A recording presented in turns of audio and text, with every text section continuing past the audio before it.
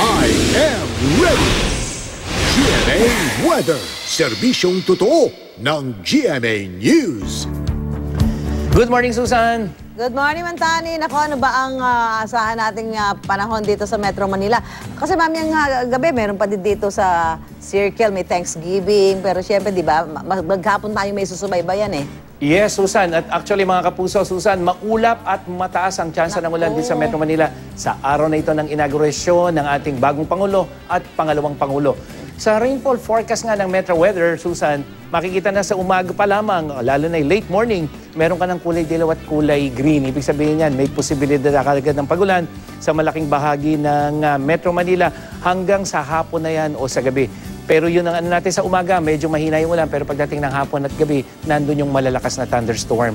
Sa wind forecast ng Metro Weather, makikita natin na easterlies pa rin yung namamayani dito sa ating bansa. Wala tayong habagat, kaya yun yung mga thunderstorm. At yung intertropical convergence zone, nandyan sa may Visayas at Southern Luzon. Ang inaasahang ulan sa Luzon ngayong araw, dito sa Northern Luzon, may mga pag-ulan sa eastern side, umaga yan, pero pagdating ng hapon, Cordillera, Ilocos, at ilang bahagi ng Central Luzon, makararanas na ng kuminsan ay malalakas na pag-ulan.